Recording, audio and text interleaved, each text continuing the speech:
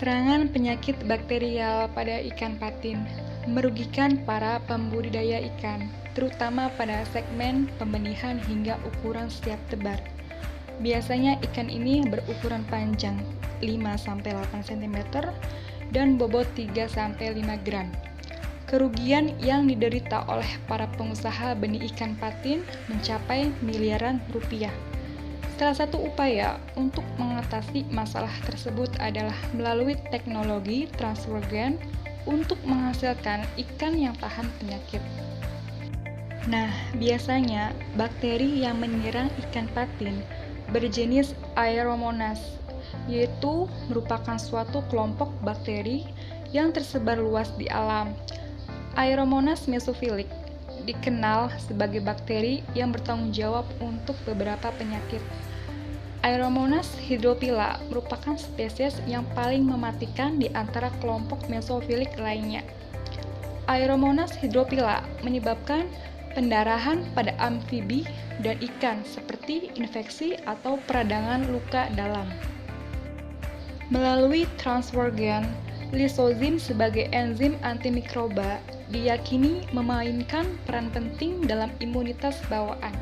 Enzim ini efektif untuk melawan bakteri, terutama jenis gram positif. Dengan demikian, insersi gen lysozim pada ikan secara umum mampu meningkatkan kerja sistem kekebalan ikan terhadap bakteri.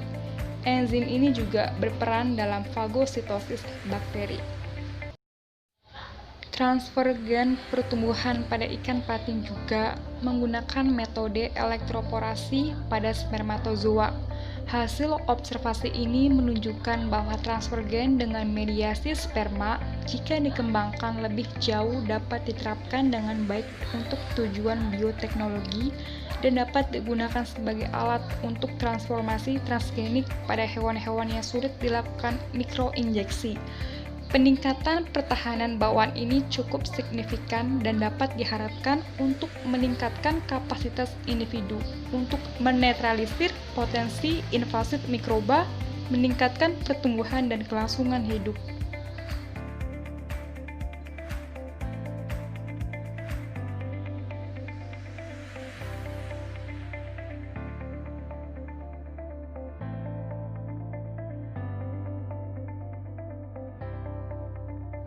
Pada gambar 1 dijelaskan bahwa sperma yang dielektroporasi mampu membawa gen lysozim dan dapat terdeteksi pada sperma. Hal ini membuktikan bahwa teknik yang digunakan sesuai. Pada penelitian ini, keberadaan gen lysozim pada embrio 25 jam setelah pembuahan dan larva 25 jam setelah penetasan ikan patin terdeteksi pada ukuran 600 bp. Fusi spermatozoa pembawa gen lysozim ke dalam sel telur membuat semua materi yang dibawa oleh spermatozoa dan sel telur melebur menjadi satu. Fusi ini ikut membentuk rantai DNA baru pada genom zigot. Gen lysozim yang terpindai dalam embrio membuktikan bahwa gen telah berhasil dibawa masuk ke zigot. Namun, untuk mengetahui inkorporasinya ke dalam DNA genom perlu diikuti pada individu larva hingga dewasa. Berdasarkan gambar ketiga dijelaskan bahwa terpindahnya gen lysozim pada larva membuktikan bahwa gen lysozim telah mampu menyatu dengan genom ikan patin.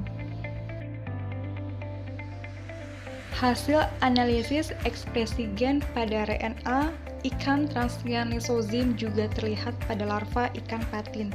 Hal ini menunjukkan ekspresi gen tersebut mulai nampak. Dengan adanya aktivitas RNA yang terpindai pada larva, konsentrasi DNA yang tinggi meningkatkan efisiensi pengikatan DNA oleh sperma dan meningkatkan efisiensi transfer pada telur. Terpindainya RNA pada individu ikan transgen membuktikan dengan jelas bahwa penyisipan gen lysozim ke dalam genom ikan patin telah bekerja dengan baik.